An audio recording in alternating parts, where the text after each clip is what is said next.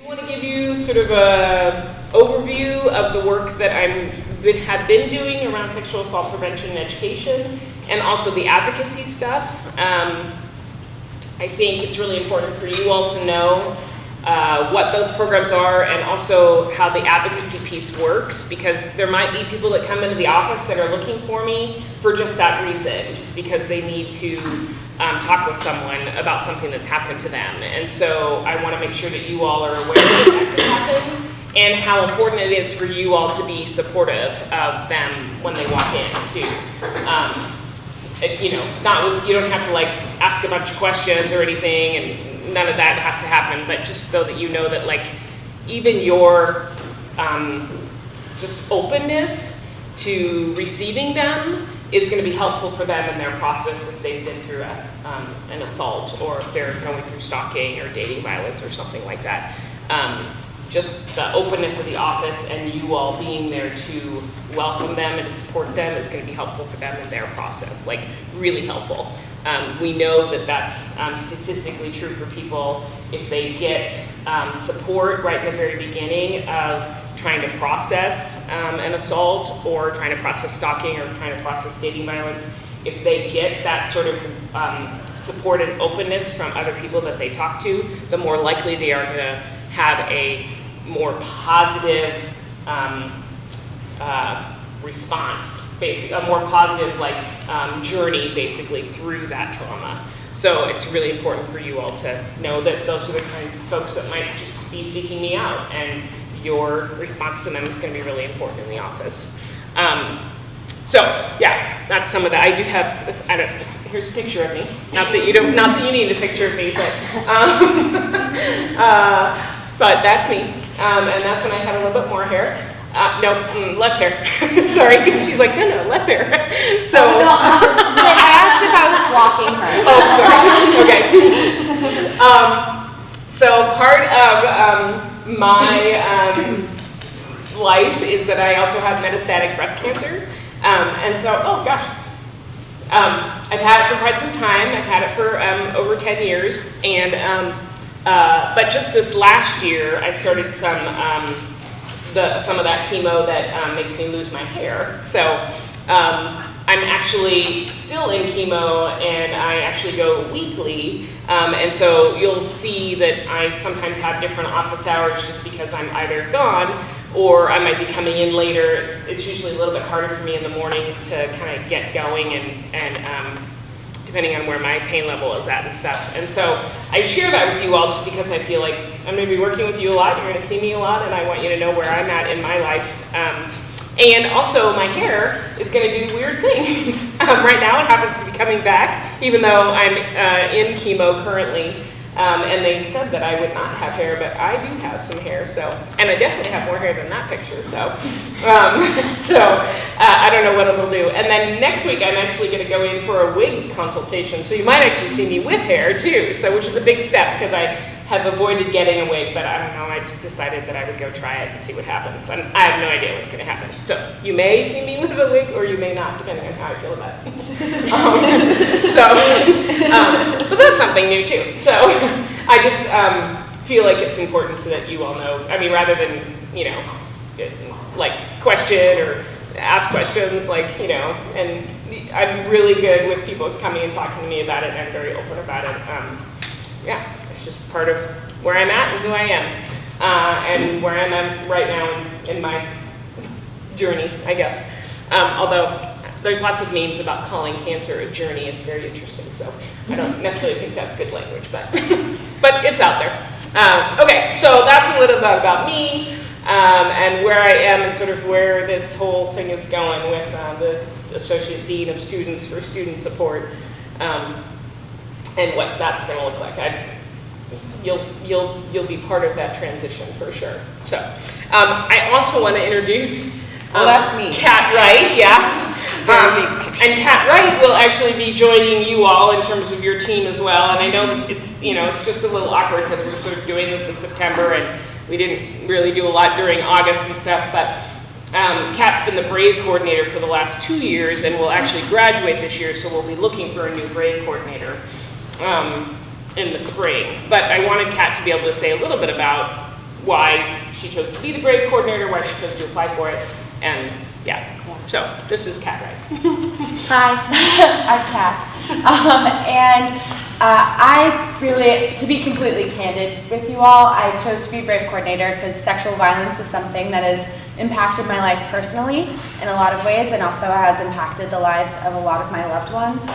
And in this sort of journey of, this journey I had of grappling with how can we get this to end, the only concrete solution I could come to is prevention and education. Because in a lot of circles, a lot of times when talking about sexual violence or if someone has committed an act of sexual violence, go-to excuse is, well, I didn't know that was assault.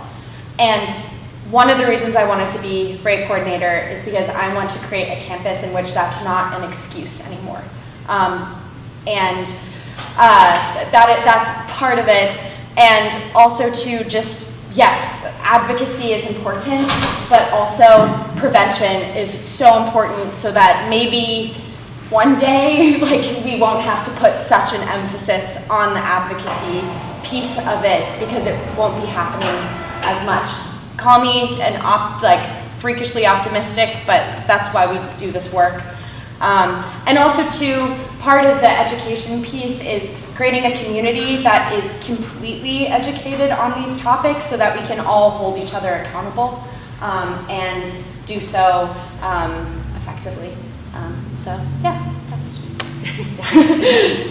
And you'll see Kat now in office hours too in the SICE house, so that'll be really great because we've never really had that before, and that's something I'm definitely looking forward to, being able to have her in a space with all of us too and doing the work. So that'll be great. And so now I'll just kind of go through why this work is so important, particularly at a college campus.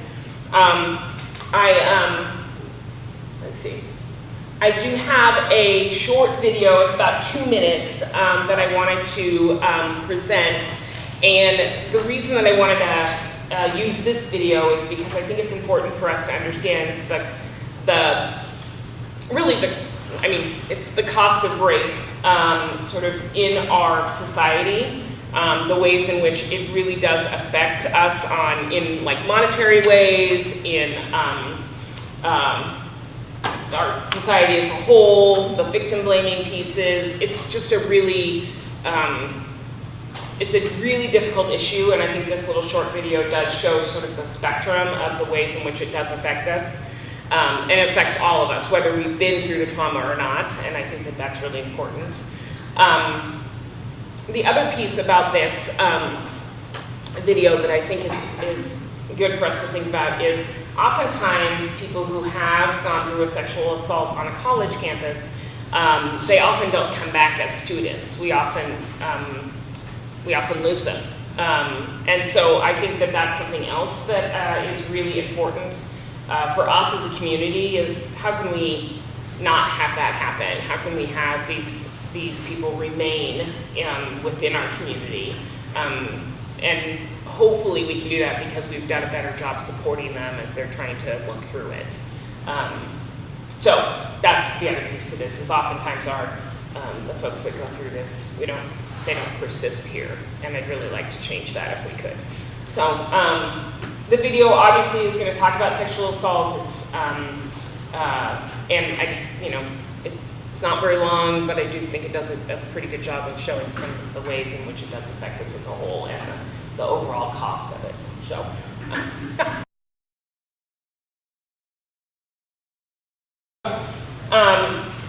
Yeah, lots of ways that is that takes its toll on people that have gone through that, and the statistic is 1 in 5 in terms of people in college, and they look at that in terms of people who are female identifying.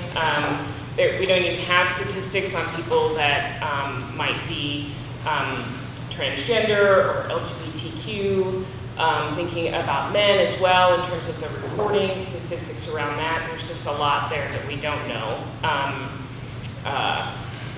So there's that limit in the research and in terms of reporting as a whole. And a lot of those figures also talked about it from the standpoint of like the United States, not necessarily just college campuses. There's a few things that were related just to college campuses. The other thing that that video does say is it talks about getting a rape kit, and it talks about doing it at your campus clinic. And of course, we don't offer a rape kit here in our campus clinic, in our counseling, health, and wellness services, but we do offer them through our Tacoma hospitals, and it is a possible way to do that. And oftentimes when I work with people who have been through an assault, that's how we manage that, as we go through the Tacoma hospitals and make that happen.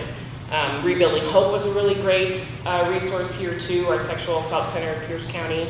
And anytime I'm working with a student that might be going through stalking or dating violence, I often work with Rebuilding Hope because they have an actual kiosk that you can use to actually do the restraining order and whatnot for the city of Tacoma. So I look to our other resources to help us with our students on campus as well.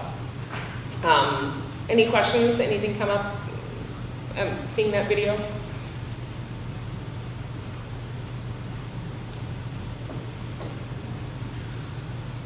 Yeah. Why doesn't offer rape kit? You know, it's because we don't have a sane nurse, and there's just not a way that we can provide that sort of help when we do actually have quite a robust system in the city of Tacoma. And so that's why it's just, you know, with all of the health concerns of a campus population, we need to really be able to serve the general student body and know that specifically we can go to, you know, TG or to Allenmore to kind of do those things that are, and that has worked. That has been, you know, a pretty easy way to work through the system. At least I have found that.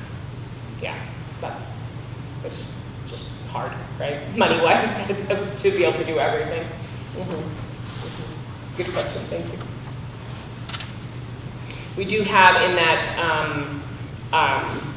vending machine outside, there's Plan B in there, so that's a really great thing, at least in terms of having it available. So I want to just talk with you a little bit about the kinds of things that we do that's part of our prevention and education efforts that we've really developed over the years, but have a pretty good cycle of programming offered to the student body as a whole, both passive and proactive programming. I think the main thing that we know about this sort of education around sexual assault, around dating violence, around stalking, is that you have to do this sort of programming like all the time. It's got to be on a consistent basis. It can't just be once a year or twice a year. It has to be many times throughout the year. And so really through Brave, we've done a pretty good job of being able to at least show that monthly we are making sure that this type of programming is getting out to our campus community. And we have a nice array of programs to show that. So in September, in orientation, we definitely start with our Green Dot Persuasive Speech, and then also we have Sarah Shives who does a piece around consent. So right from the beginning with our new students, we make sure that they understand that this is a value at Puget Sound and that we want to be talking about sexual assault, about dating violence, about stalking, and we also want to be talking about consent. So we do that right from the beginning. We introduce Green Dot and those concepts. October is Domestic Violence Awareness Month, and you'll see the passive program that you'll all be very aware of because you'll be stickering cafe cups probably next week. But we basically do the campaign where it's the various stickers around dating violence and the statistics around those things, and the ways in which people are experience dating violence, both mentally, emotionally, not just physically, but all of the ways in which that can happen. And we sticker the cafe cups, and then those are available in each of the different cafes and hopefully bring some awareness to the Domestic Violence Awareness Month. We're hoping to do a program in the month of August as one of the Wednesdays at 6, either the 16th or the 23rd, and that program will focus around Domestic Violence Month. We also, go ahead. Right now, it's either going to be like one of the One Love workshops that Marta will talk about later, or Nadia from the Crystal Judson Family Justice Center will be coming and giving a talk on it. and it's a really really well-informed, great, honest talk about dating violence. So hopefully we can get that talk to happen. Yep. With the residence halls in October as well, we do the One Love escalation workshop. Many of you maybe went through that last year as an RA as well, but the peer allies do this piece with the RA support. And we watch a video that is it's a pretty tough video. It definitely shows dating violence at its worst in terms of the whole experience.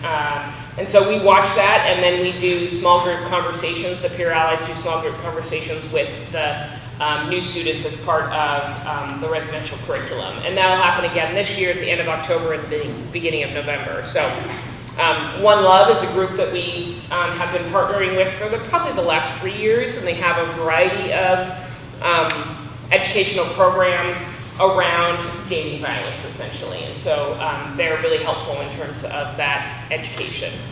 In November, we'll do Take Back the Night. So that's up there, and we do that both the fall semester and the spring semester. So this year it's scheduled for November 6th.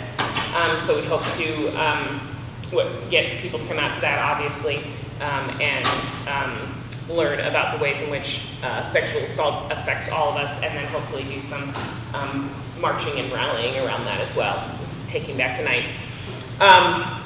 So that's kind of fall semester. We also have 3 different Green Dot bystander workshops set up as well. So Green Dot is our bystander intervention, and that's something that we try to get people to come to. It's the 5 to 6 hour workshop that is definitely focused around bystander intervention and what we can do as a community to really prevent this type of violence from happening. So we'll offer 3 of those each semester as well, and the next one coming up is October 25th. So I'm really excited because we're going to be able to incorporate a lot of this into the Yellow House newsletter and the promotions team and all of that. I'm very excited about being able to work with you all on those things.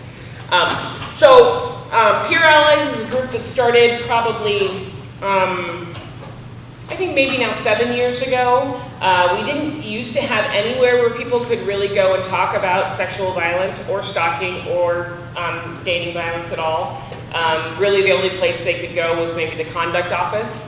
And so Peer Allies is a peer-to-peer support. And there are about 22 Peer Allies currently, and they hold office hours weekly, and they just are available for people to come talk to about whatever they may have experienced in terms of dating violence or sexual assault. So it's a really great resource that we never had before, and it's really nice that we were able to continue to still offer it. We try really hard to make sure that they get to believe victims, they get to just support people. They don't have to do any investigations. They're just there to support and talk. And lots of times people talk about things that happened years ago. Sometimes they talk about things that happen currently, but it's kind of all over the place, but they are a great resource. The It's On Us logo up there is a student club. Maybe some of you belong to that, but I try to support them and the work they do. Also kind of focused around bystander intervention as well. So those are basically the things that we do. On the back table, I have just some resources, and you're welcome to take those things. There's just a bunch of different resources back there, and you're welcome to take whatever you'd like to take. Any questions about the kind of stuff that I just talked about, or the kinds of things that we're doing? We're open to, conversation, suggestions, things that might work better. I just had a student come talk to me yesterday about an idea that she has around STIs and doing some work around that. Not that that's necessarily totally related to sexual violence, but at least we can be thoughtful. It can actually be used as a way of manipulation and coercion, but that's another area to kind of be thinking about in terms of supporting our students and making sure they have the understanding and knowledge around STIs. Or any questions about any of that?